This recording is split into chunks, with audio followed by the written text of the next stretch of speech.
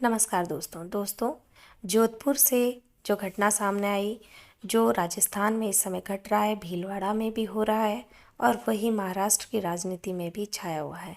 दोनों पक्ष आपस में आमने सामने आ गए हैं और गलती किसकी है ये आज हम जानने की कोशिश करेंगे।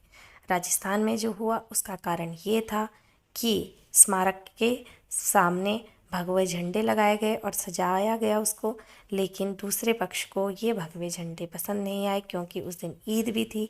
तो उन्होंने ये भगवे झंडे हटा करके अपने चांद तारे वहाँ पर लगा दिए और इस कारण जो है सारा झगड़ा शुरू हुआ। क्योंकि जब पहले लगाए जा चुके थे भगवा झंडे तो उसको हटा करके ये झंडे लगाए गए, ये कारण बना पूरे तनाव का।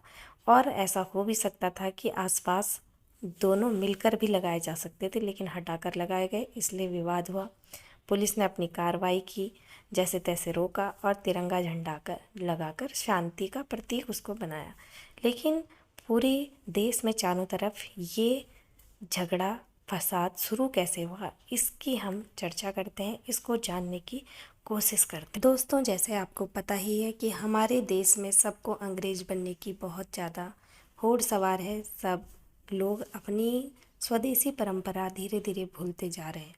लेकिन आपने देखा ही होगा कि मस्जिदों में नमाज अदा की जाती है, सड़कों पे लोग अपने टाइम से रूटीन से नमाज पढ़ते हैं, अपने बच्चों को अपनी मजहबी तालीम देने के लिए मदरसों में भेजते हैं।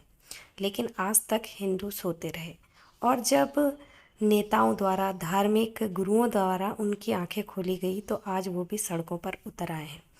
मस्जिद में लाउड स्पीकर से आवाज़ तो आपने सुनी ही होगी, लेकिन आजकल मंदिरों में भी ज़ोर शोर से ये आवाज़ें गूंज रही है, जबकि लोगों ने इनको पहले भुला दिया था। मंदिर तभी जा रहे थे जब कुछ ईश्वर से मांगना ज़रूरी हो जाता था या दुख तकलीफ़ होती थी।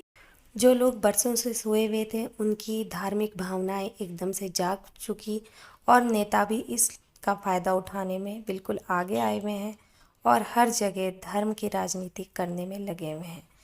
लेकिन सोया हुआ हिंदू जो कि अब जाग रहा है और अपना स्थान मांग रहा है कि उसका कहाँ स्थान है इस देश में, क्योंकि अभी तक तो उन्होंने इस ओर ध्यान ही नहीं किया था और अचानक से जब उनका ध्यान जा रहा है तो एकदम से उनकी धार्मिक भावनाएं ज़्यादा ही तेज उग्र हो रही हैं और इस कारण दूसरे पक्ष भी हैरान है कि ये अचानक से क्या हो रहा है और उनको इस समय बुरा लग रहा है कि ये तो कभी होता ही नहीं। चाहे इसे आप नेतागिरी कहें, लेकिन धीरे धीरे लोगों के मनों में जो भेदभाव है वो पैदा हो रहा है और अभी तो ये कुछ ही लोग हैं जो इस तरीके से अपने उद्गार व्यक्त कर रहे हैं। धीरे धीरे ये मानसिकता पूरे देश में भी फैल सकती है और यहाँ पर ज़रूरत है दोनों पक्षों को शांतिपूर्वक सोचने की, समझने की और धर्म को सही मायनों को जानने की। दोनों पक्षों को ही ये समझना चाहिए कि सड़कों पर उतरकर भगवान नहीं मिलते, सड़कों पर उतरकर धर्म का पालन नहीं होता।